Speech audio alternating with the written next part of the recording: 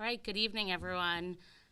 Thank you for attending the Berlin Board of Education meeting for our April 24th meeting. It is 6:03, and we are going to call this meeting to order. We will start out with the Pledge of Allegiance. I pledge allegiance to the flag of the United States of America and to the republic for which it stands, one nation, under God, indivisible, with liberty and justice for all. We are going to start this meeting with a special presentation. So we have a video, right? Do you want to give a little background, or is Sure. Tyler here? We have a fine arts coordinator in the district that we've merged. The art, we used to have an art department head, and now with music, we now have a fine arts coordinator, Tyler Boyle. And they put together, along with Nick Smith, who's here in the back, put together this little video promoting the fine arts program here in Berlin Public Schools. I think it's worth the board just taking a quick view of it. I thought they did an outstanding job. I think there's a lot of components that the public might not recognize that we do have here throughout the district. So if you could just play the video.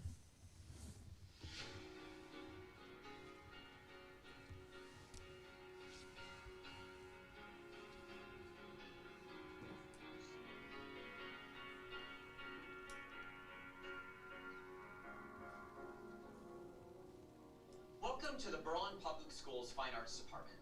My name is Tyler Boyle, and I'm proud to serve as the K-12 Fine Arts Supervisor for our school community. Our mission in the Fine Arts Department is to empower students to become lifelong participants, appreciators, and advocates of the fine arts. We are proud to offer a wide variety of courses that allow students to discover meaningful ways to engage in the fine arts within their schools. We do this by providing students with innovative and engaging opportunities to create original works, perform or present artistic works, respond and analyze, and connect the fine arts to the community around them. Our programs are on full display in the more than 50 concerts, performances, galleries, and displays that take place throughout the school year.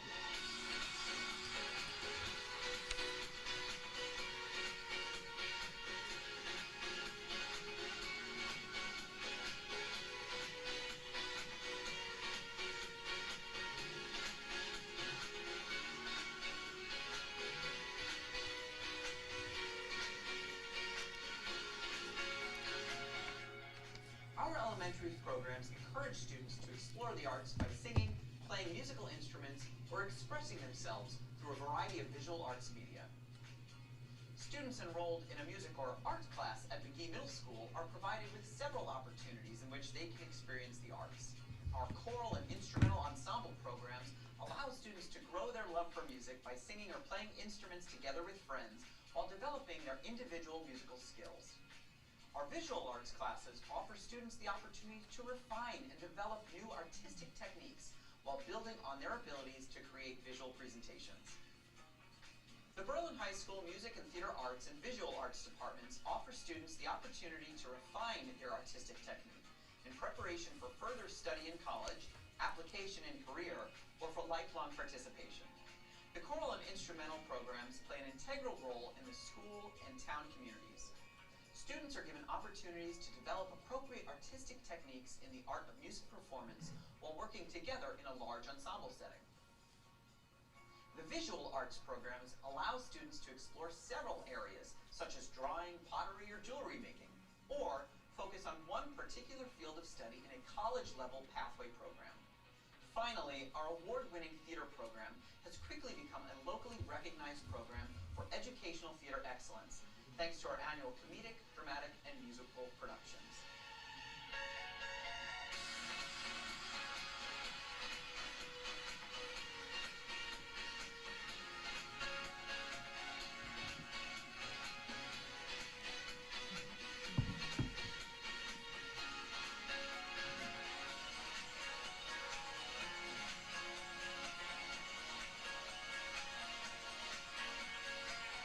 To learn more about our fine arts programs, please visit berlinschools.org and click on the Fine Arts tab located in the top right corner, or visit your school's music or art pages through their websites.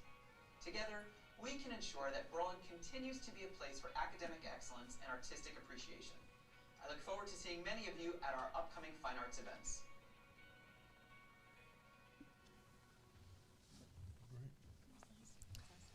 So if I could just add one more piece, the art show, the annual art show is this Wednesday at the New Britain Museum of American Art. It opens up at 5 o'clock. So if anyone could attend that would be great. It's an opportunity to really showcase the visual arts. So if you can attend this Wednesday at 5 o'clock. And that's when it opens, and then the art exhibits will be there, I believe, for a 2-week period, but the kickoff is this Wednesday. Thank you. Now we're going to move into our favorite part of the meeting, the student presentations, and we have McGee here. So I'm going to turn it over to Sal. Mr. Urso. Check. All right. Thank you, everybody. Thanks for having us. It's a pleasure to be able to show you how we use our time in school, especially in science. So thank you, parents, for bringing your kids, and thank you for being ready every day for school for us.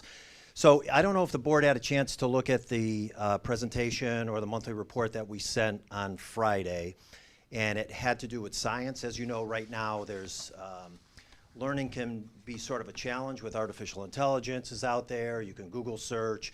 If you want to fix something, you just go on YouTube, and it's like you learn on sort of a need-to-know basis. One of the things that our teachers do very well is create opportunities for students to want to learn. And as a former science teacher, I'm really happy to introduce a couple of our science teachers and 4 of our students who are here to show you how we use our time in science class, especially to get kids to want to learn as we build relevance. So I just want to introduce our science teachers, but also Mr. Leonard is here. Mr. Leonard's our 612 science coordinator or department leader. So we just started working with him this year. He's been very helpful. And then also Mrs. Frobe is here, and Mr. Cheverini also. So I'm going to turn it over to our science teachers, Mrs. Zaitoun and Mrs. Gallo.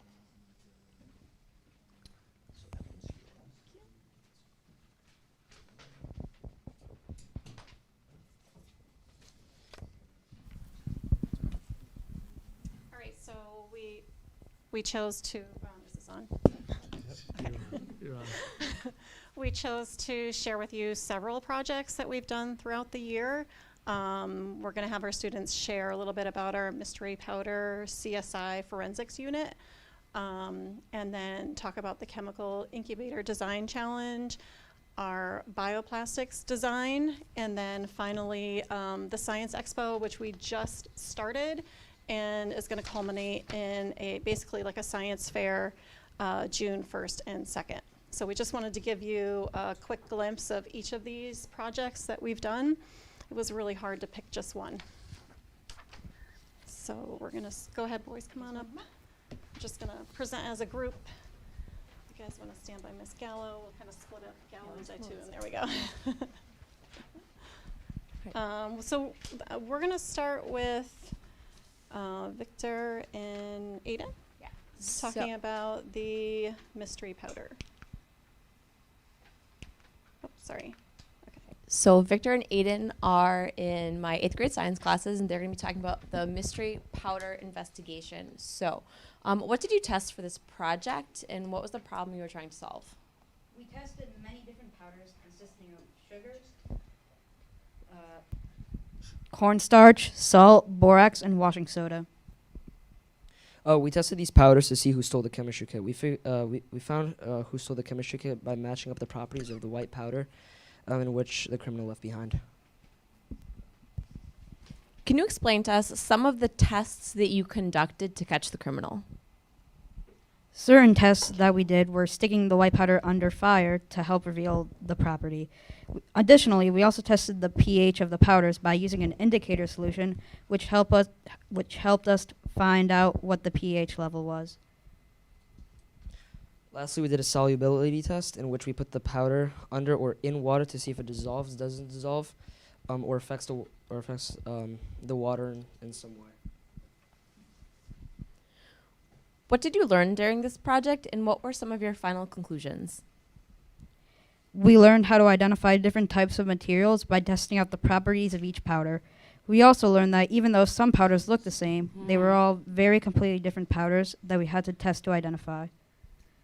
Ultimately, we learned how to identify different substances by testing them in different ways to determine their properties. We found out that the criminal was Miss Rogers, our Spanish teacher, because the powders that we tested from the crime scene matched up with the powder that Miss Rogers had in her room.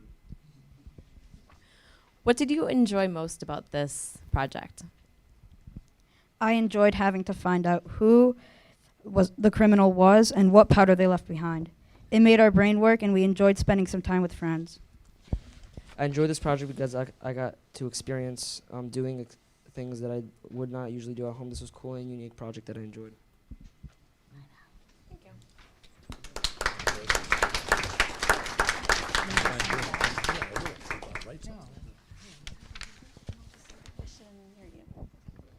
All right, so this is Adrienne. Adrienne, just to start off, what do you like about science class at McGee?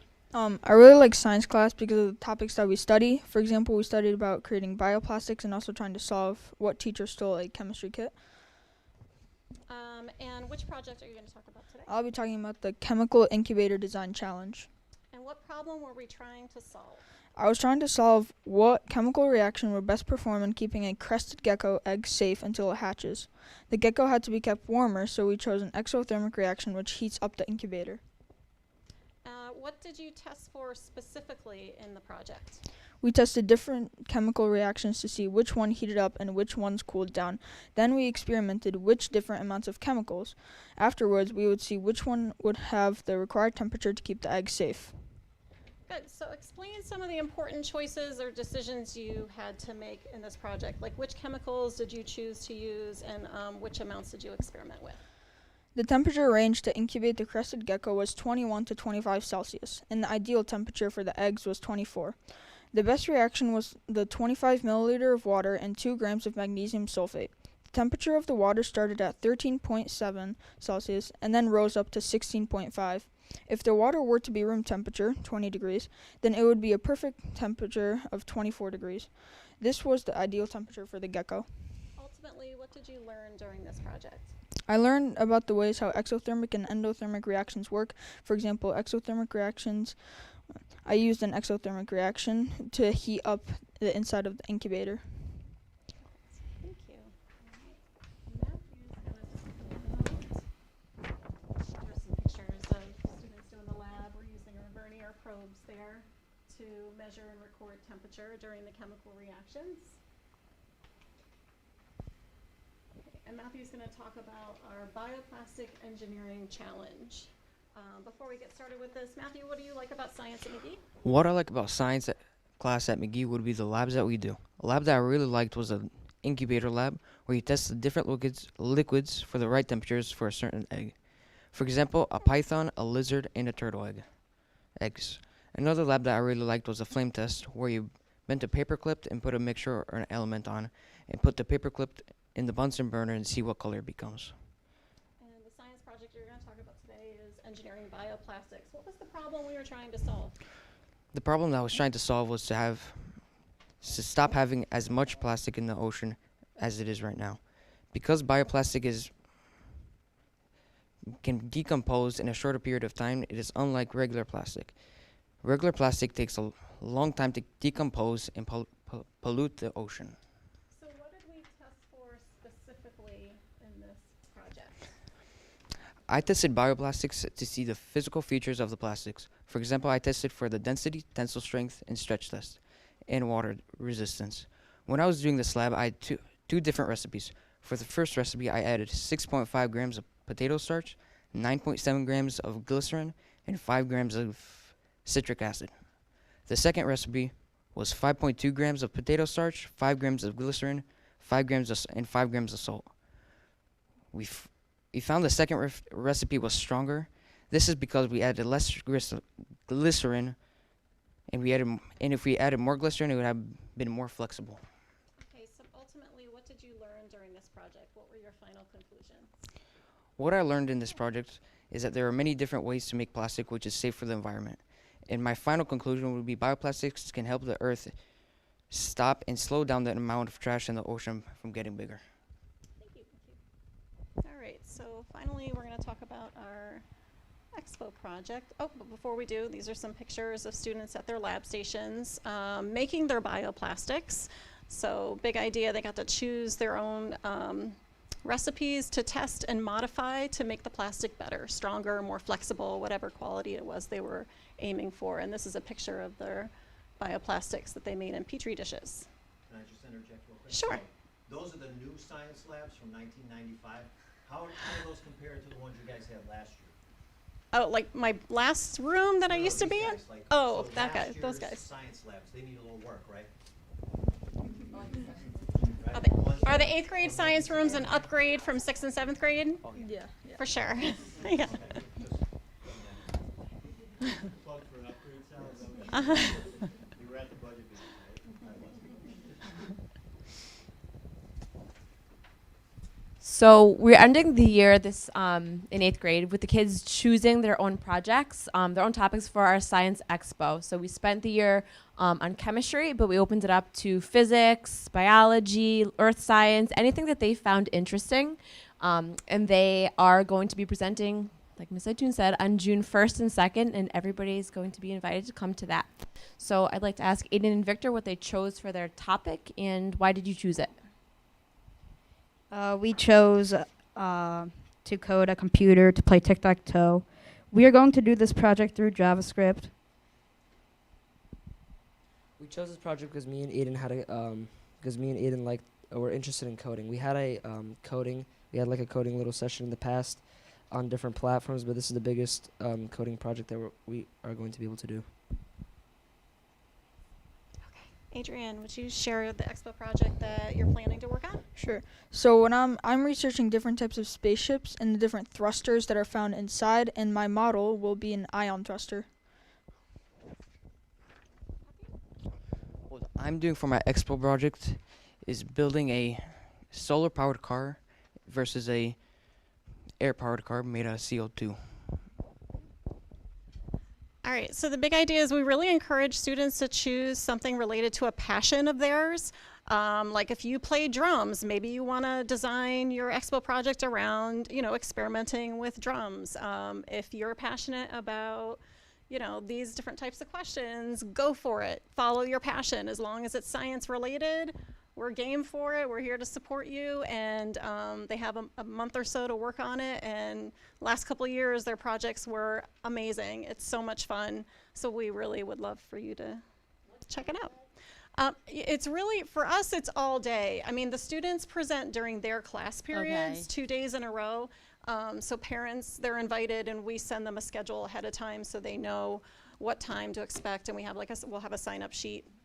But in terms of you guys, if you want to visit, there's a couple periods. We do present in our off periods though, right? Yeah, yeah. So really any time during the school day, most times during the school day, yep, are available.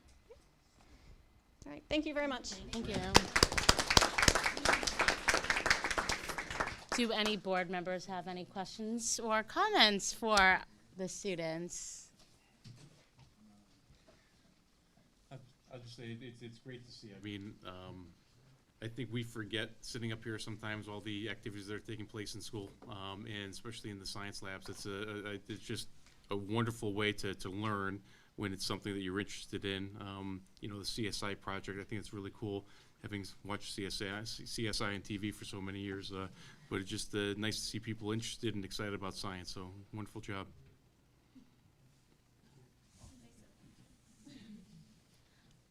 Anyone else? So I just want to say to the students, very nice job up here today. It's nerve-wracking to stand in front of a group of people that you don't know, especially when we're all adults, and put on a presentation. You did an outstanding job. I just wrote down to figure out how to get some time off from my job so that maybe I can come on either the 1st or the 2nd, so hopefully I can make that work. To the teachers, thank you.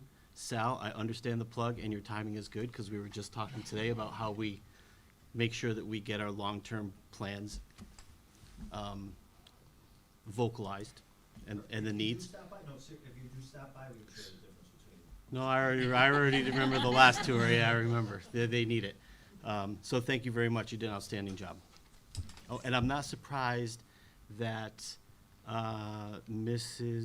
who's the guilty person? Mrs. Rogers is the guilty because my daughter had her, so it kind of fits right in. I get it. she's not here, so I can't poke fun at her personally, but not surprised at all. Well, thank you so much for coming out, and families, thank you for bringing your children out. You guys do not have to stay at the meeting, but we do have cookies. So if you want to grab some cookies and run, now is your time. But if you do want to stay, we'd love to have you. So, all right, we are going to, again, that was a great presentation. It was awesome having you guys here, so thank you. Our committee reports and correspondence to the board. We are going to start out with our student board reps. So whenever we have their slides pulled up, we can get started. No, don't read that, please. I was going to write that in there not to. Thank you for asking. Okay, so we're going to turn it over to Sam and Ian. Okay, let's just welcome everybody back after a nice spring break. I know it's been a little while, but unfortunately school has not stopped yet. So at the high school, AP exams will be taking place throughout the first and second weeks of May.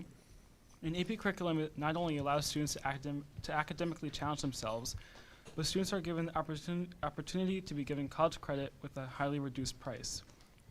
Additionally, the National Honor Society will induct their new members on April 27th at BHS. The National Honor Society does not only recognize high academic achievement, but the BHS chapter emphasizes community involvement, volunteering, and leadership.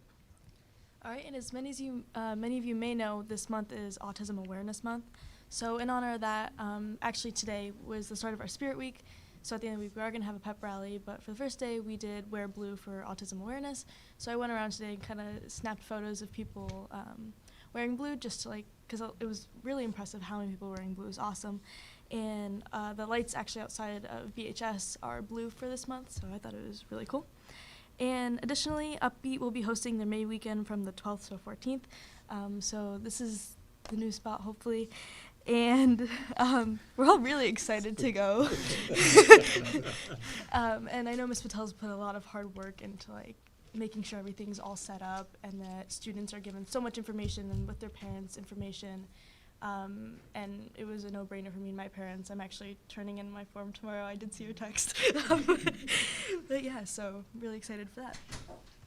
And as Sam mentioned before, Spirit Week is this week from Monday, April 24th to Friday, April 28th. And with the week ending with the class color wars and pep rally, the purpose for our Spirit Week is to unite the school in some friendly competition while all engaging in classic Berlin pride. And this past week, AP government students recently got back from Washington, D.C. Students reportedly had an amazing time. And considering most of these students missed out on this opportunity in 8th grade due to COVID, it's great that they were able to share such a memorable and educational experience. And fun fact, they actually debated against lobbyists, which takes a lot of skill. I learned about this last year, but it was definitely an experience for them, I'll say that. All right, along with the National Honor Society, they were actually able to partner with students from CCSU to design and modify 2 custom ride-on cars to help children with mobility issues. Not only were there physical modifications to the car, but there was also electrical modification as well. They also decorated vehicles, which was really cool. And I believe it was on the news and everything, so it was a really great opportunity for these students and really made an impact. And finally, we're going to give a shout out to the Broadcasting Club, which is up for 4 Mascot Media Awards. We have part of them here tonight, but we also do sports, so football, basketball, and then they take photos of most of them. And everyone who goes to those puts in a lot of effort setting up, take stuff down throughout the whole event. And actually 2 students from Berlin were nominated for the MVP, including Charlie, who's right there, and Calvin Dillard.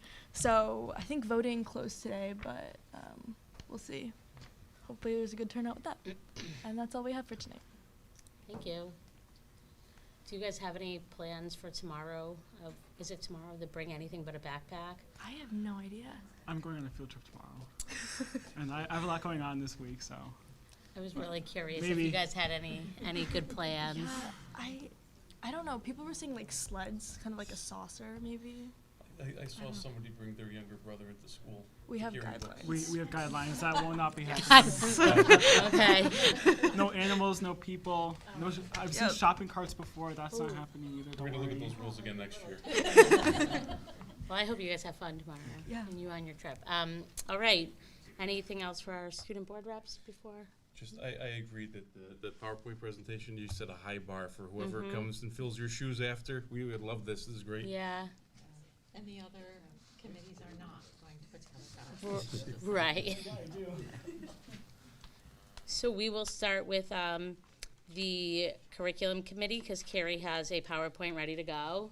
Just kidding. All right, we're gonna move into committee reports. So would you like to start out? The curriculum committee met just prior to this meeting, and we reviewed the district goals and talked with Laurie Jorpin and Cara Watson about the objectives for the 2023-2024 school year, and then discussed a revision to the current school year calendar, which will be covered later in the meeting. And they shared with us some of the ongoing discussions about grading practices at the secondary level. So lots of ongoing discussions among administration, staff, and not just within our district, but outside of such, and really very thought-provoking, actually. Okay, thank you. Matt? So the Finance and Operations Committee likewise met prior to this meeting and discussed the committee goals and objectives for next year. We reviewed last year's, or the year that we're in, and looked towards next year. There's not very many changes. I mean, we're not awfully enlightened at conversation. We're talking about numbers. So our job is it's pretty black and white. But we've made a few minor tweaks to the objectives, but otherwise, they'll come to the full board whenever we put the whole package together. Great, thank you. And I know that the Community Engagement Committee has not met. Meets tomorrow. Tomorrow, right. Okay, perfect. Do you have correspondence to the board? No correspondence to this board this evening. Okay. I do just have an update for the board. At our February-March meeting, I didn't go over these, and I meant to. I think there was just a lot going on with budget. So every July, every summer, whether it's the Community Engagement Committee or Brian and I or a mixture of board members, we go through the CABE recognition to earn board distinction. There's level 1 and level 2, and we only get the basic one. We never get the level 2 because there's certain things that, we just, you have to do. And so over the summer, and back in July when we were going through it, and I'm thinking, it's a shame that we always miss the level 2 by just like 1 or 2 things. Let's aim for this. So typically you have to present at CABE, the annual conference, or NSBA. That's it. So CABE is Connecticut Association for Boards of Education, and NSBA is National School Board Association. And in the past, Brian Tracy and I, other people, we've submitted proposals to CABE. They have not been accepted. But we do it because, we want to work towards this distinction. So in July, I talked with Carrie and Brian, and I said, hey, do you guys mind if I submit a proposal? And they said, no, go ahead, and we would present together. So I actually submitted 2 separate proposals to NSBA because last year CABE moved up their deadline to like April. So we had missed it. We couldn't submit to CABE. So I submitted 2 to NSBA, and I was very surprised when both were accepted. So we had the opportunity to present at the NSBA Equity Symposium on January 28th. That was in DC, so it was just a quick weekend trip, drive down and drive up. And the presentation was on approaching misconceptions around equity, oppression, and marginalization within a community. And we really drew upon our experience of what we experience within the community, with social media, with the Equity and Social Justice Committee, a number of the missteps that happened along the way, and ways that if a community is going to, take on certain initiatives, really examining the needs of the community rather than taking a one-size-fits-all approach. So it was a great opportunity because, it was backed by research, certain aspects, but we drew on our personal and collective experience. We had over 100 people in attendance, and we got really positive feedback. So that was the January one, and then Saturday, April 1st. That one was a little more challenging because I had left my 6-week baby at home to go to this because we had committed to it. And again, I thought I was just submitting them and they would just go into the black hole somewhere, and that would be that. So it was really exciting that it was accepted. This presentation was different. It was the relationship between decision-making, power, and oppression, and how boards are responsible for making decisions, the relationships we have amongst us as a board, but also as individuals within the community, impact the way we make decisions, and then how that can lead to feelings of marginalization and oppression of different subgroups of people that exist. So it's really community specific. It's specific to the community, and it's really an opportunity to examine the circuits of power that exist for board members. So a few things that, what I found out from NSBA that I was very excited about. So out of all the proposals that were submitted for the for the annual conference, less than 30 of them were accepted, and 4% of those were given a distinct presentation opportunity, and that's what we were part of that 4%. I think it was 9 total, or it was some. It was 9 out of. However many, a few hundred, right? Right, but it was 9 that got an opportunity to. They wanted videoed and stored, I guess. Yeah. So we didn't end up going forward with the video, but we were asked to, if we would be interested. So that was exciting. We did put a lot of work into it, and again, we pulled from research that is credible, as well as our experiences, our individual and collective. That also had a great turnout. I would say maybe around 70 people, and we got really, really positive feedback.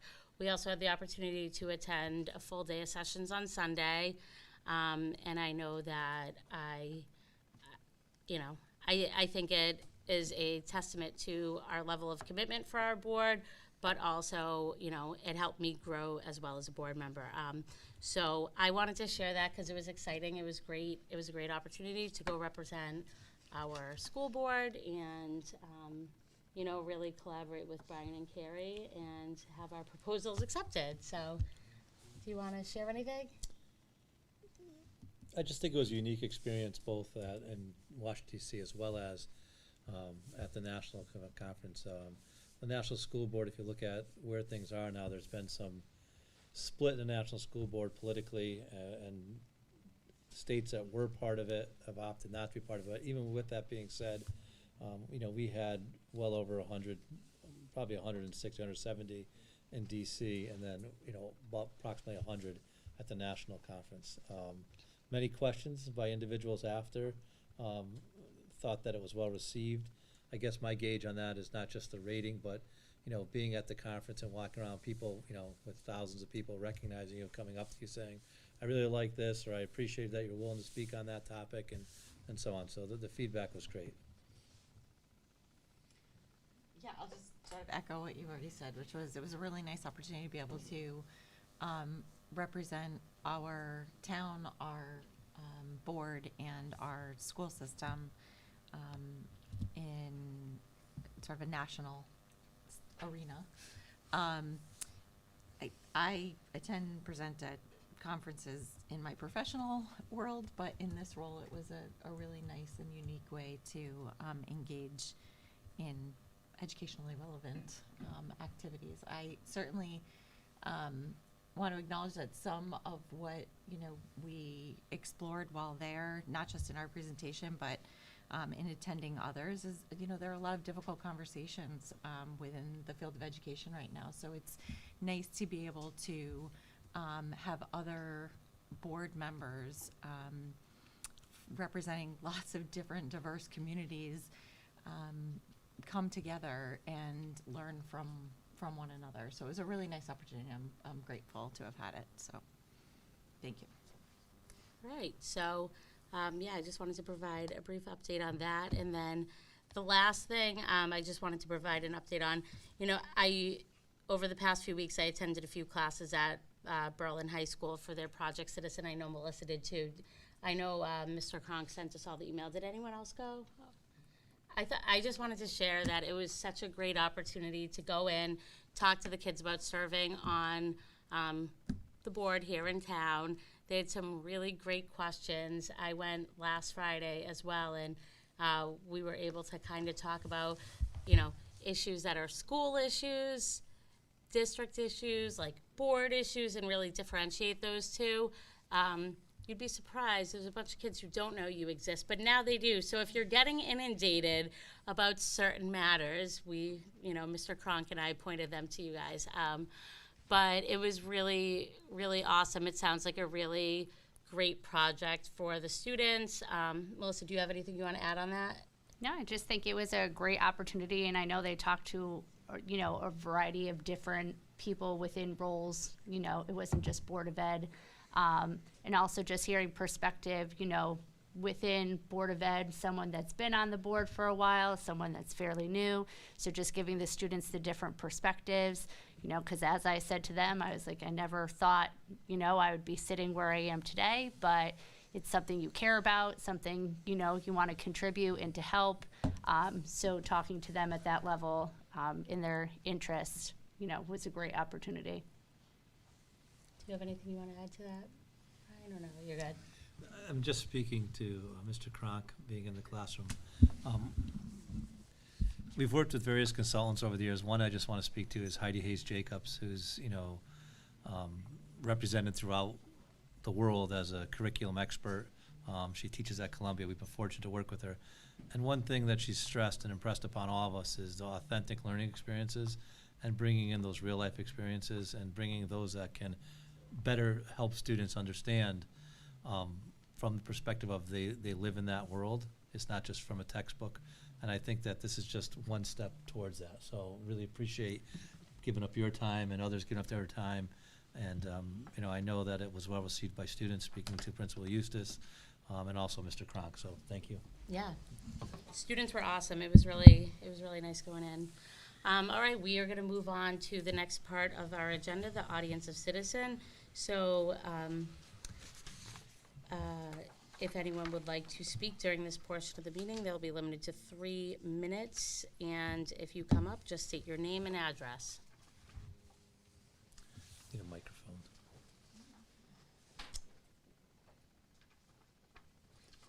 Ian, could you just put your mic on the table? That'd be great. Thank you. Thanks, Ian. Thanks, Ian.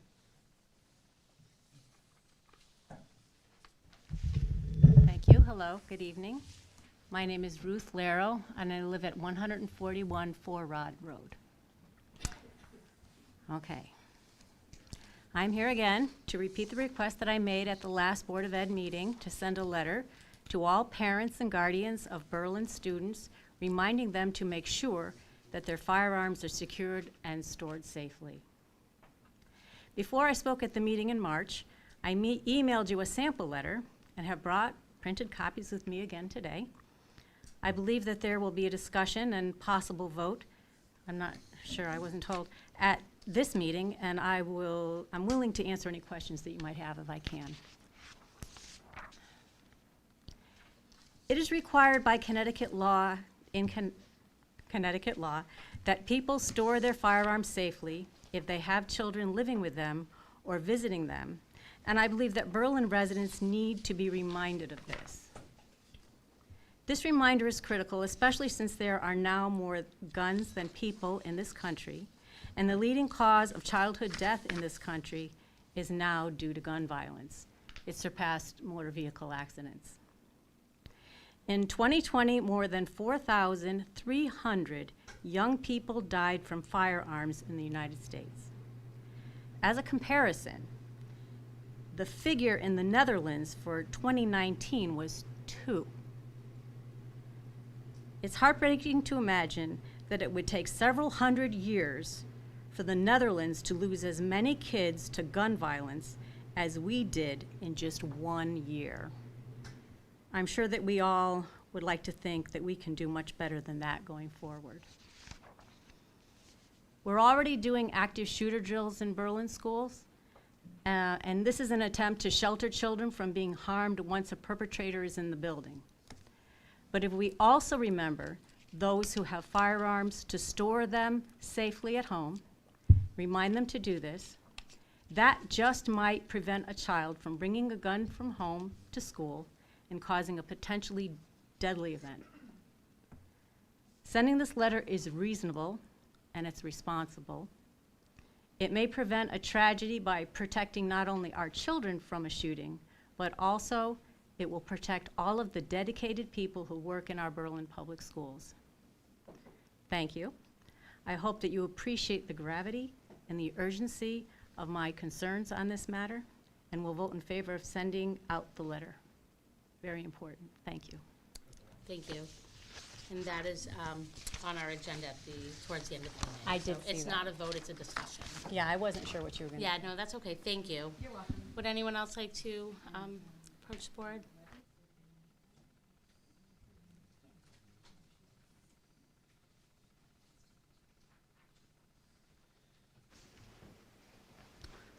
Hi there, I'm Brenda DeWill. I live at 11 Sugar Maple Lane. And I'm here, Ruth is actually my neighbor, and we've gotten into conversations while we walk our dogs together. And I'm an educator in a neighboring town, and I've been an educator for 28 plus years, I guess. I'm trying to do the math here. And I was kind of shocked as I started to think about it, and I started to think about all of the times that, you know, when I started teaching, and you didn't think about school shootings. We had fire drills. We didn't have lockdown drills, and how things have evolved. And, you know, I think about the, unfortunately, you know, back to 1999 was my first, like, aha, like, wow, this happens. But it wasn't, it was high school and I was elementary, so that doesn't happen. And I start to think of what's all that's happened since then. As an educator, and I know there are other educators around,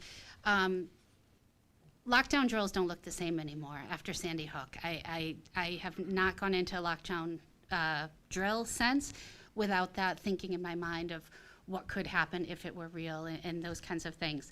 And one of the things that I was shocked to learn after talking to Ruth was about where the guns come from, right? I have family friends who are law enforcement and you know, lock their guns, and so I never really thought about it. And the fact that they come from homes, and we could do something very simple by just encouraging families to lock up their guns. Just keep them safe. Don't get rid of them, keep them, that's your right, but just kind of keep them safe. You know, I was thinking about and listening to your, you know, you guys must be getting ready for prom coming up, correct? And, you know, I think about, we remind kids about the dangers of drinking and driving and those kinds of things.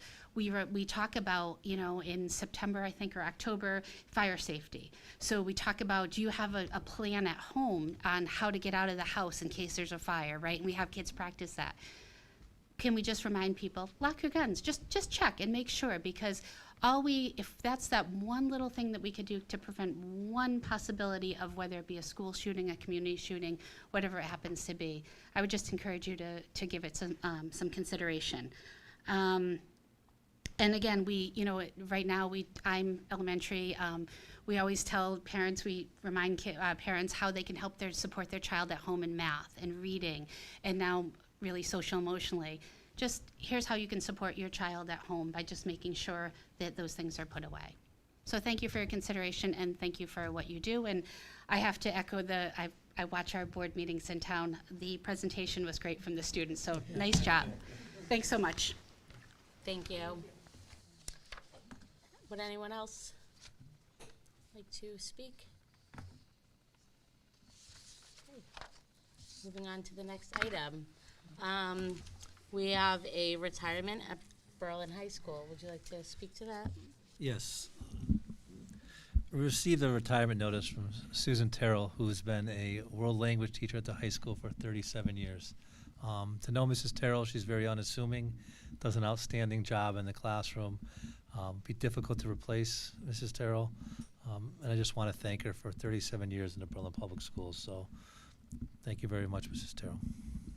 Do we have a motion for consideration? I'll move to accept the retirement of Susan Terrell, teacher of world language at Berlin High School, effective June 30th, 2023, and also to thank her for the 37 years of service she has provided to the youth of Berlin and wish her good health and happiness in her retirement years. Do we have a second? I'll second. Go to Melissa. All right, so the motion was Carrie and the second was Melissa. Any discussion? What? Just 37 years, that's impressive, and thank you. I mean, it's a nice career. And, yeah, on behalf of the Board of Ed, thank you, Mrs. Terrell, for your service, and I hope she enjoys her retirement. Well-deserved. Any other discussion? All right, all those in favor? Aye. Opposed? So the vote is 8-0. Moving on to the consent agenda. Do we have a motion for consideration? I move to approve the consent agenda as presented. Motion is Melissa. Do we have a second? Second by Carrie. Any discussion on the consent agenda? Just you have something? You go first. You sure? Just because Sheila's here. I was just gonna want- say, that's what I was gonna say. Sheila's here, so.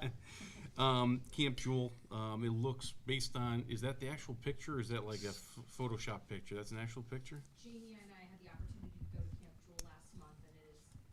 Looks beautiful. It's incomparable. It looks like a jewel, so that's, I just want, since you're here, but I will now defer, I'll yield my time to you, Jamie. I was gonna have Sheila just talk about it for a minute, because when we had gone, if those who have been to Woodstock from Sheila, previous come on up. years, Sheila should talk about, what Jewel was like when we went and visit. So I had the opportunity to go to Camp Woodstock for a number of years. We are very grateful to them for the incomparable memories that we were able to make there. The experiences were second to none, but it's a new chapter now, and we are very excited to start that at Camp Jewel for May weekend, for which will be on Mother's Day weekend. Sam, I look forward to getting your permission slip tomorrow. And the experiences that our students are going to be exposed to, we get to go out on the lake for the first time ever, and I think Adam's face says it all. We were always told there was no insurance. We've made it clear to the kids, the camp, they're allowing us to do that. We're going to be able to zip line across the lake. The challenge course that we're going to be using for the team building aspect of the workshop is going to be absolutely extraordinary compared to what we've been able to do in the past. So I'm excited to offer these new experiences to our students. I think that they deserve nothing but the best. With that, we do have to charge a deposit this year for the first time ever. We've never asked for money for the students to go to these weekends, but this year we are doing so. As long as they attend the weekend, the money is turned right back over to them the week of the 15th. If they unfortunately cancel with less than a week's notice, we do have to deposit the $100. It's something that we had to consider when we were deciding to change camps, but looking at it, the bed bug policy alone kind of tells us this was the best option for us. The headaches that alone caused at Camp Woodstock made it very clear that we were ready for a change, and I appreciate everything Sam said about looking out for the students' safety, because that was the number one concern here.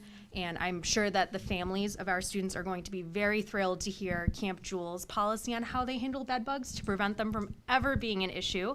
Our students and their family members will be attending a mandatory meeting on Wednesday evening. So that way they can just get all the information possible and ask any questions necessary. So that way everyone is going in with all the information that they could possibly need to make sure that they have a comfortable and safe trip with us. So if anyone has any questions, I can't answer them, but we're very excited. I will also say, because I did open it up to all BHS staff members, if anyone is available at any point over the course of that weekend from 10 a.m. on Friday, May 12th, until Saturday, May 13th in the evening, please feel free to come up for a visit. I know that Brian's coming up on Friday afternoon. Eileen Eustace will be joining us on Friday afternoon. We have a small handful of BHS staff members that are going to be coming up to visit. We're very excited to show everyone the changes that we're making to keep moving the program forward. And it's one thing to hear it from me, but it's another to see it in action and seeing our students have a great experience with it. So please feel free to come visit us. If you have any questions or need any additional information, you know where to find me. It's just, based on all of the videos and excellent pictures and everything we've seen, I'm wondering if we might be able to see a little video or something following your weekend. I'd love to see the kids zip lining and enjoying, even if kids are just taking. There's weight limits, so I'm out. I think I'm just like looking over at Sam right now. I think we could possibly make that happen. And if I talk to our broadcasting group, if we could borrow some equipment, I know we have been able to in the past as long as we have someone qualified to use it. Last year we were able to borrow the school's drone, so we have some drone footage. I don't want to add to your play. Even just some GoPros or videos. It's be kind of cool. Well, to see. it'll be good to add to our upbeat marketing video that Brian and I discussed. So that'll be something that we can consider. I'll talk to Nick Smith this week so we can figure out what we can use for that. Sounds like Nick is going to be going on that weekend now. So if I could just make.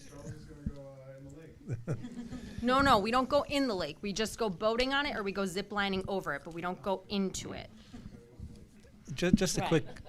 quick acknowledgement to thank Sheil for the work that she's done.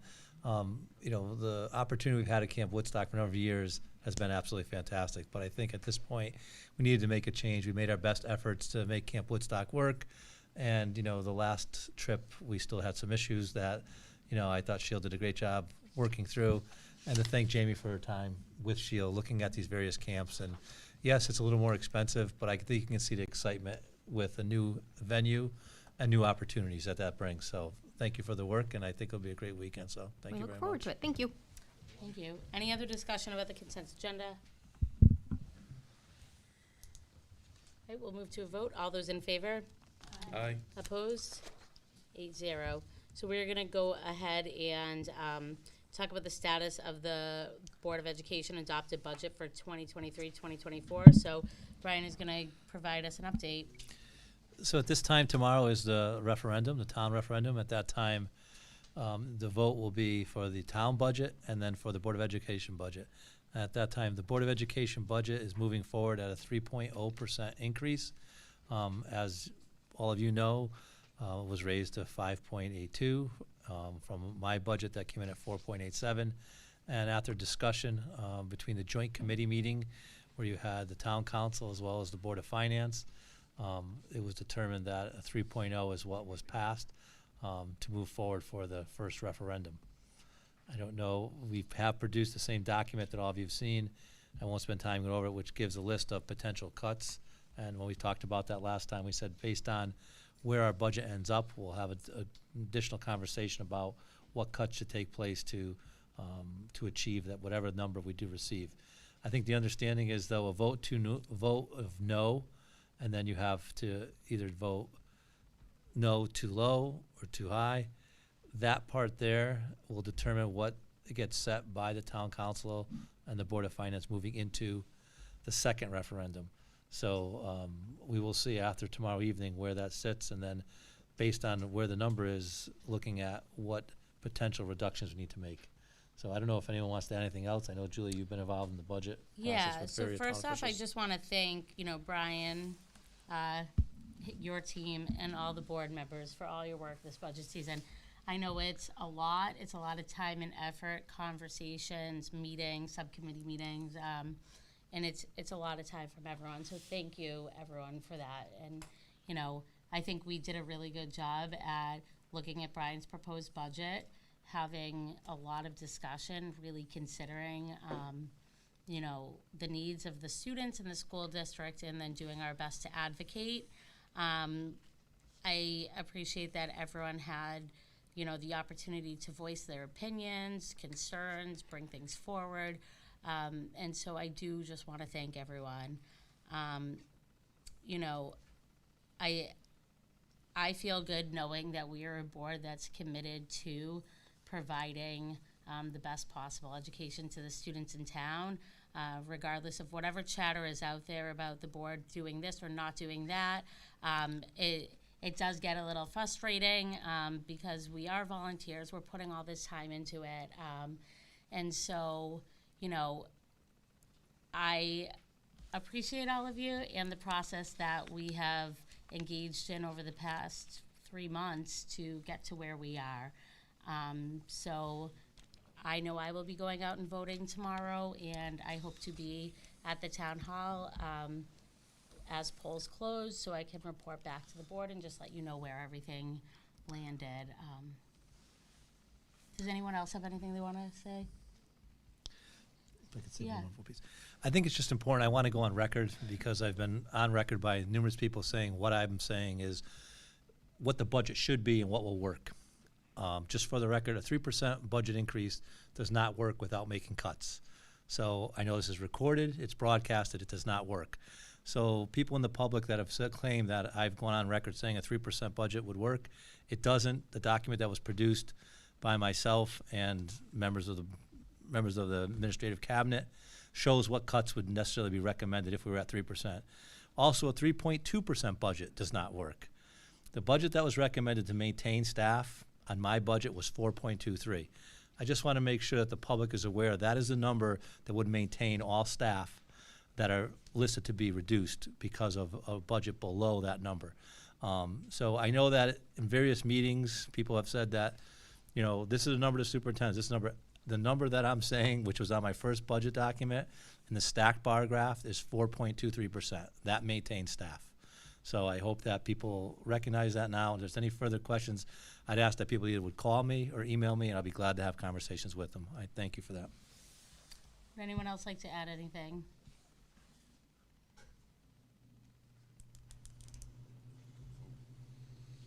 No? Okay, so we will, you know, Brian has stated that, you know, the 3 isn't gonna work, 3.2 won't work. We came in with what we thought was appropriate. We don't wanna make cuts every single year.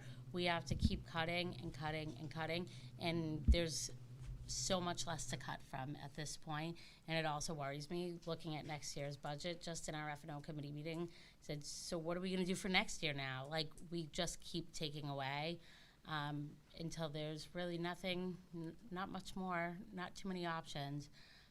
So, you know, as a board, we are committed to going through the process with fidelity. All right, so if anyone doesn't have anything to add on that, we can now move on to non-renewal of contracts for non-tenured staff. So I'm recommending that 2 staff members are not renewed. They're on 1-year assignments, meaning that they were 1-year positions. There will be positions open, provided the budget moves forward.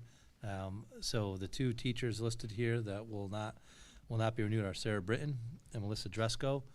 They were on 1-year assignments for teachers that either were not coming back or positions that were filled after the beginning of the year. And the hope is that we will have positions to allow them to apply for the next school year. Okay, do we have a motion for consideration? Move that the contracts of employment for non-tenured teachers Sarah Britton and Melissa Dresko not be renewed for the 2023-24 school year upon their expiration at the end of the current school year. So motion by Matt, do we have a second? Second by Gina, any discussion? I have something. Go Just- ahead. And I think I ask this every year, and I know the answer, but I still like to get it out there. This is not a negative reflection on their performance while working in the school district. This is merely a matter of they fulfilled the 1-year contract, or the contract is expired, correct? Absolutely. I know that Mr. Campbell thinks fairly highly of both, as does the district. It's not a question of that at all. Not a performance issue, one bit. Any other discussion? Valid question. Okay, we can move to a vote. All those in favor? Aye. Opposed? 8-0.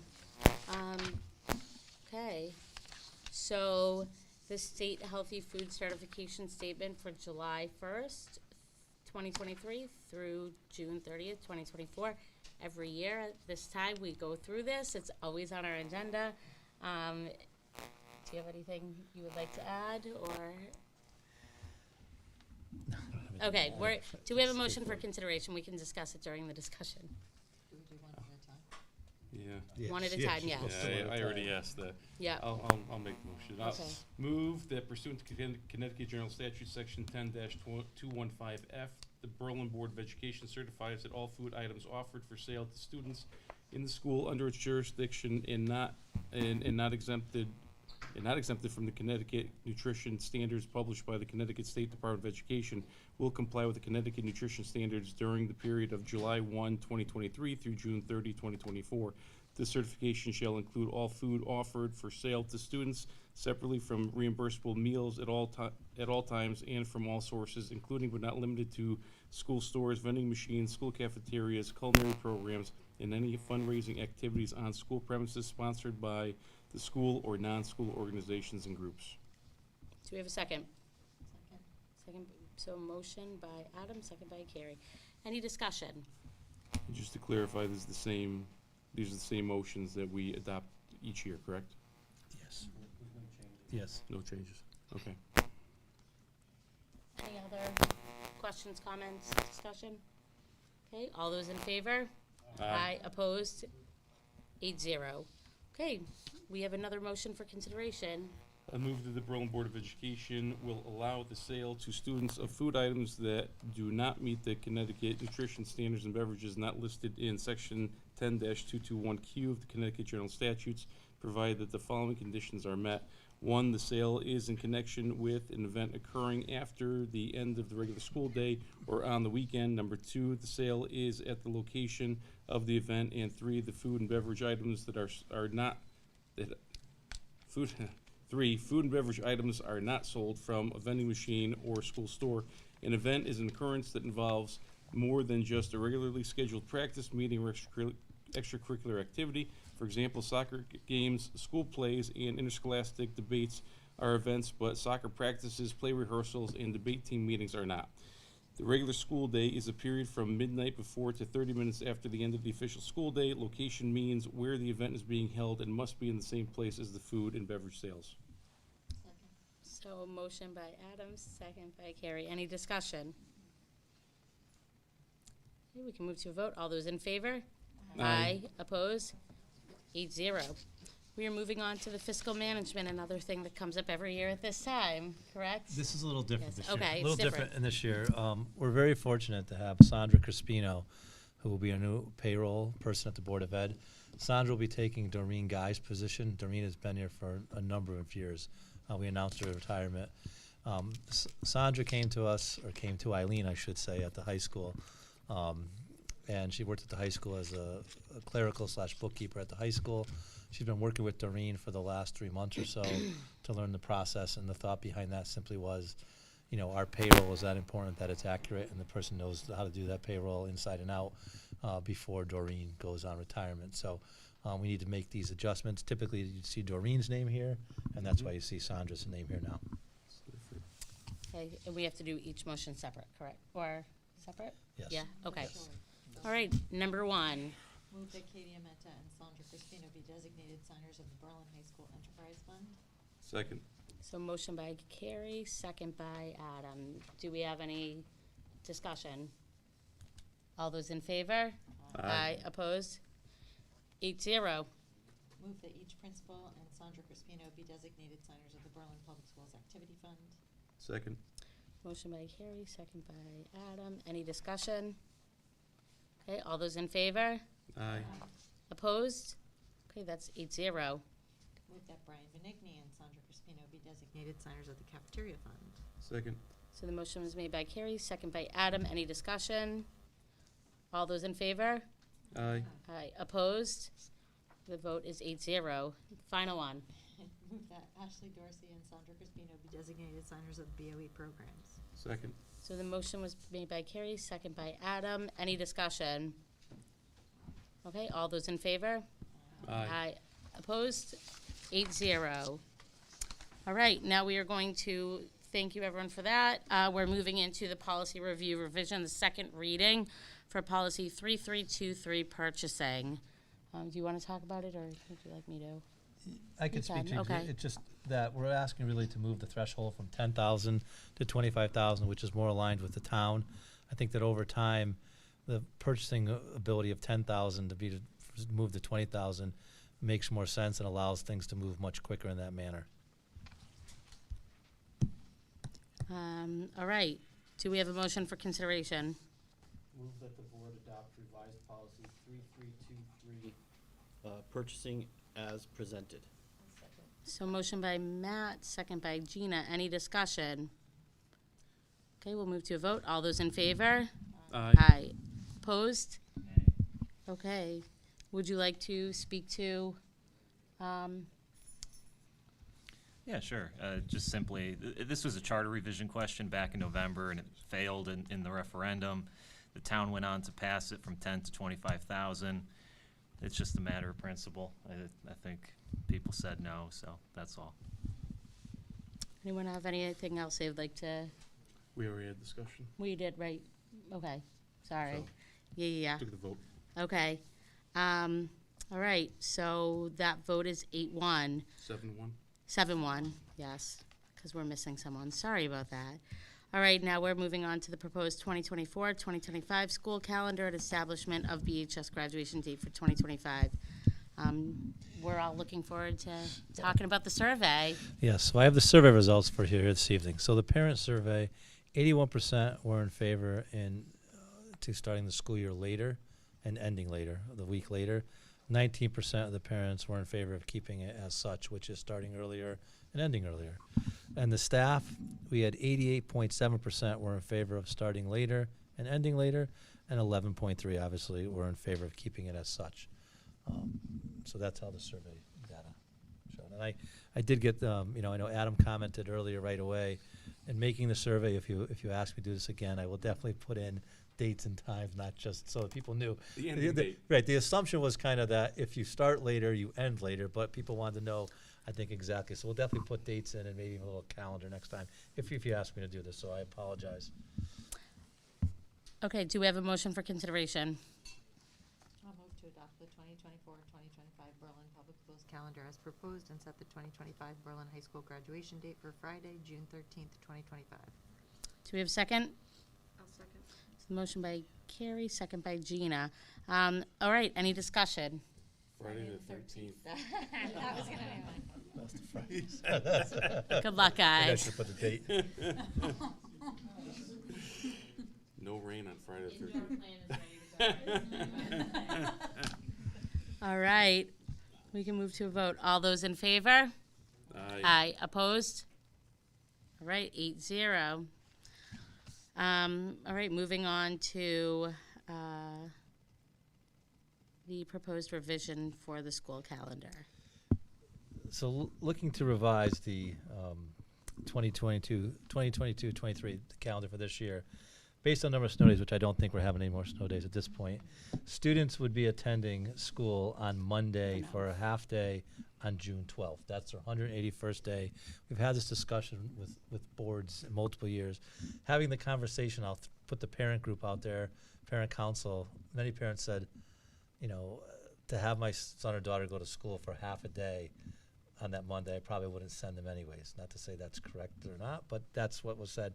I'm asking, as in other years, to say, can we have students end on 180 days, which provides us to meet the state criteria, and then have teachers come in as a PD day, which would offset some of the curriculum work too. They'd be on a PD day on Monday to 12th, but students wouldn't have to attend. Would that be, we need a motion first. I'll move to revise the 2022-2023 school calendar to reduce the number of student days from 181 to 180, making Friday, June 9th, 2023 the last day of school for students. I'll second. So motion by Carrie, second by Gina. Now, any discussion? So my question was, will teachers only just go that Monday? When's the teacher's last day? Monday? Monday. Okay. And they do how many days in their contract? 188, okay. Okay, any other questions, comments? We discussed this in the curriculum committee meeting, and we all agree, especially graduation is Friday, June 9th, is it not? I'm looking to our student representatives. So, that kind of culminates, right? The year culminates with graduation for our seniors and for many of our families, and certainly the last day being a half day on a Monday doesn't seem like it's a day well spent. So We have this conversation Every year. every year. So why do we have more than 180 days in our calendar? Why do we do this A every buffer. every year? We do the same thing. We say, oh, you have to go 100. It used to be 183 or 4, right? 183. And then we take 3 or 4 days off. Why don't we just do what everybody else does and make it 180 days? And then we don't have to do this anymore because they have to go 180 days. Should that be a discussion for another meeting there, and a motion? Is that what you're asking? Just this is discussion, right? So I'm just asking. Does anyone it's a oppose that fair being a question. discussion at another meeting? I think when we review our calendars, we should have that discussion. Like, why do we, every year, we do the same thing? We take a day, 2 days, 3 days, whatever it is off. Doesn't make any sense to me. So why do we have the extra days? Are we just buffering ourselves in terms of, days? Or No, in years, like, old board administrations were pushing Berlin schools to have additional school days, same as we had additional credits that needed to be earned as a way to build as a stand-up for the district, correct. But then if all we do is erase the days at the end of the year, It makes us what's feel the good in the point? beginning, though. I don't know if I'd be asking you to erase the days if it was not on a Monday like that. If we were going to school and it was Wednesday, would we take off the day then? I just think that it falls, on a Friday. I think a lot of times we've had that where it happens to fall on a Monday. I would bet that if you asked Debbie Batista to go back over the last number of years. Would you like to see that data? Because I'll pull that data during that That discussion you'll at the see next that board we've meeting. had this vote. Oh, I know we had this vote numerous repeatedly. times, yes, I did. Maybe It's a the- fair question. Yeah. And it's something I can worth- get I'll gladly get the data on that, I don't mind, just to see. I'm just gonna ask a question that no one else is asking about teachers going in on Monday. That's part of their contract. We pay them to go in on Monday. I know, there's a difference. I know. It's just Sorry, everyone. last, if it was like a Monday, Tuesday, no. Coming from the teacher. I know, right? Not from the business guy. No, I'm biased. Well, I just wanted, I don't know, just the last day is the last day. So, yes, they have to do the 188 though. Yes, that Okay. teacher's contract's 188. Okay. Any other questions or comments, discussion? So I guess at the next meeting, we will have some numbers and maybe a new motion. No. No. It's just when we No. do like the next. Next time we do the calendar. Next time, okay. Which is 25, 26. Doesn't matter. Okay, well then. Okay. Okay, so, what do you guys think of it? You guys like this, ending on a Friday? Doesn't matter for Sam. Yeah, senior. I also like how we start later, meaning because I know a Oh, lot of yeah. teachers do have children in different towns, and if we start earlier, daycare is very expensive. I know that as a fact. Even getting a week is just ridiculous. So making it easier for everybody else is just the reasonable decision to be making right now. Thank you, When the Ian. kids are going to school until June 25th, though, and we'll remind them of that. Oh no, no. Maybe we went to like the 27th. Mm-hmm. Right. let's go. All those in favor? Aye. Opposed? 8-0. Okay, moving on to the discussion on the request to send gun safety letters home to parents or guardians. So I know at our last board meeting, and today, Ruth Laro, addressed the board, as well as Brenda Dwell. How do you say your last name? Dwell, okay, sorry. Regarding this concern. So I'm just gonna open it up to the members of the board to kick off a discussion whether we think this is something, an initiative that the board should take on and send out, or where we are with this. All right, I'll kick this off. Okay. So let me first say thank you for coming in. Not once, but twice, and also sending us things to our emails so that we're aware of this. We have taken student safety very seriously for a number of years, to the extent that we also worked hard to bring armed security guards to the schools. We drill for fire drills, we have medical lockdowns, we have threat lockdowns, we practice all of those things. Based on everything that I read, I don't see any reason. I think it's neutral enough that it doesn't pick a side one way or the other than reminding people about safety. You remind them about their seatbelts, you remind them about not driving while under the influence.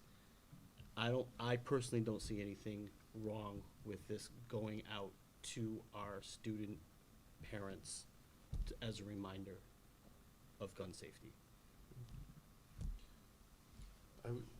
You said the same thing. The other thing that was brought up, and I forgot about this, having a fire plan. If there's a fire in your house, you have a plan. I forgot about that. I remember that as a kid, having to bring it into school. Yeah, What 'cause would you you got your do? fire hat. Yeah. But it's, it's very similar. I mean, having a plan. And to your point, student safety is the utmost importance to us. And if it's a reminder for something that's already on the books, we're not trying to legislate anything because it's already legislated. But I have no issue with the reminder if it's going to help protect our students. I think I have no issue with it. Also too, in my opinion, anything that serves to help protect our children and the citizens of our town, even if it's a reminder letter just sent to our families, is a worthwhile undertaking. I will ask the question though, and Ruth, maybe this is a question for you because you seem very familiar with what is written in the law. Our families represent like what that have children represent what percentage of our town population? So there's Like been all sorts of different statistics being thrown out there. I Okay. don't know if we ever Well, got the whatever it final. is, it's not the entire town, and go ahead. So here's just a thought. Well, go ahead, finish yours, but I have a way to get it out to a bigger population Okay. if you wanna. Okay, get it out there. that's what I'm getting at, because that's what I thought. Ruth mentioned something to the effect of, I'm looking at my notes, but I didn't write it down, so I'm not really sure why I'm looking there. You mentioned something to the effect of those with children, but also those with children visiting homes, right? I mean, obviously, anyone with a firearm in their house should be reminded to be responsible about securing that firearm. If in which case we are sending these letters to families of our Berlin students, we're missing a large segment of our Berlin town population. So my question for you is, have you gone to other boards in town or other offices in town and petitioned them as well to get the word out? Sorry. So should we not do it back and forth? Yes, some other, That's up in to this you, town, it's the board chair. I believe there have been other departments that have looked into this as well. As the law is stated in Connecticut, it basically is that if you have children, I believe it's 18 and under, or under the age of 18, you are required by the law, and they don't tell you how to safely store your firearm, but it must be stored safely to protect the children. This is called Ethan's Law. Yeah.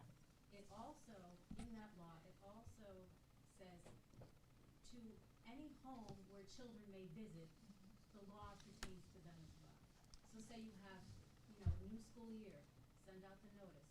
By the way, guys, check, the firearms of the homes where your children may be, going into. There are also in the letter, there are resources where if you need to talk to somebody about this and you're a little leery about it, how that can be done effectively. But it certainly would be great for everybody to be aware of it as well. Thank you. So Brian, what were you gonna say? So one thought is I did reach out to the police chief, and he did have one of his subordinates post something on their webpage. I don't think it's necessarily, Ruth, a letter. I don't know if it was more of just a posting. Yeah, PSA. it wasn't. But the one thought is the Berlin Board of Ed has worked with the Citizen to now have an article piece in the paper. So is that something that the board would want to have be a gun safety article that would go into the newspaper, as well as I could send it out through school messenger to all the parents, so it would get the greater public, and it would then also get it would really be directed right to parents as an email where they would hit the link and there would be the letter. So that would serve, a larger population. I was kind of assuming that it would be an electronic letter to our families, given that, what do letters cost now, like 55 cents a mailing Yeah, or I think the something? electronic I don't letter even would be know, the I most don't put efficient. stamps on Well, we things, use, but- we use school messenger, which is how Yeah. we send out to our families, but I'm talking to greater if we wanted it in the paper, and we use it Yeah. as our weekly Yeah, article I through the think it's- communications committee. So are you saying doing both or just one? I'm saying doing both. This way, whether a parent clicks on the email, it's digital, but they may pick up the Citizen and read the article, and, you know, grandparents may read the article, relatives, it hits the whole community, if we're gonna do the letter. And, you know, and I think it would just be worded in a manner that the Board of Ed would like to remind people of this. And obviously, I would gladly draft a letter and have for the board review. Other comments or questions? No, I would just agree with not only sending it, you know, to the families, you know, as Ruth even talked about her own personal, you know, experiences, especially with gun safety, that it also can be in other homes, you know, places where kids might be. And once again, we're given, you know, reminders all the time, and reminders aren't a bad thing. They're there to be helpful. So using the Citizen, you know, to get the message out too, just a greater population. Peter, Jamie, Gina, do you guys have anything on that? I was just gonna agree, I think that in lieu of everything going on today, I don't think there's any harm in gently reminding parents, you know, that this is an important thing that they need to do. Not that they're not already doing it, you would hope, and I would think that they would. And everybody's different in the way that they feel protected, but I don't see any harm in it at all. I think it's it's a good thing to remind people, because of just where we are in society now, especially. Anyone else, any other board members want to add anything? You don't have to, but. Yeah, I support the initiative, but Ruth, just to clarify, this letter that we have in front of us, this is ideally what you'd like to see submitted, or? It's just a sample. Just a sample time, okay, I'm just curious, thank you. I wanna say New Rochelle, I believe, New York Mhm. sent something like this to their parents. All right. I guess my question to the board is if we just want to entertain a separate motion to kind of solidify that we want to advance this in some way, shape, or form versus just a discussion. I think we should add, so from now until our next meeting, as long as, you know, this is something that the board isn't opposed to. When we write something and send it out to the Citizen, and I know this because when we started this, you have to be careful of having everyone work on it, because that could serve as another meeting, right? That could violate. But if you, I think what Peter's saying is, do we want to take a motion that we are going to Now. move this forward Just and, support. and support this action? Not necessarily this letter or whatever Right, it is, but okay. we support as a board that we're going to move it forward. And I think it's a separate motion, we can refer this to committee, and then we can work on the Citizen article. As a committee, and then it gets shared out with the board, and then, Yep. Yeah, instead of just, Because they can be two different events, right? Right. It's- yeah. The letter and the article are different. right, the letter just being a letter, and then what, okay. What were you gonna say? I just want to speak for a moment, and it does relate to gun safety. You know, Principal Eustace sent an article out today, actually, that she drafted, we spoke about last week. I know that seniors and students are playing the game Assassins, which is a lot of fun, it's been a tradition. But in light of what's been transpiring around the country, there is a concern that people could misconstrue a water gun if it's taped up like some students have as an actual gun. And we just wanted to alert parents, and I appreciate, you know, Principal Eustace sending out the letter.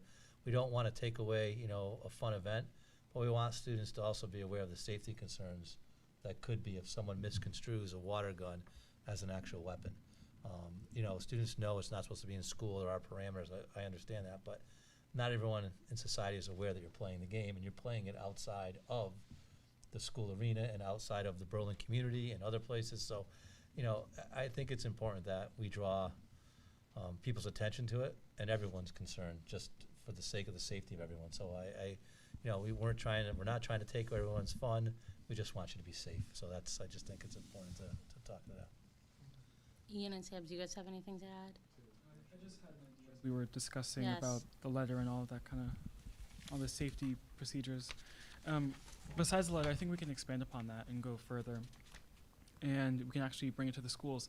And I think we should actually focus on the younger children, the younger students, and say, what do you do if you find a firearm that is not secured? What do you do with it? Do you play around with it? Do you tell an adult? You tell an adult, obviously. But I think that along with the letter, the proposed article, and also Ms. Eustace's email that was just pushed out today, the addition of this could also really hone in on that, especially with the students. Because not all the parents will tell the students. They all have very busy lives. They all work. So it might get lost.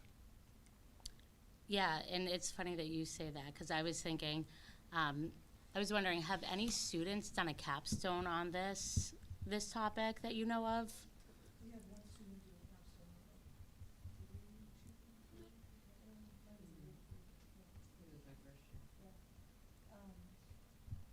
I just wasn't sure if this was,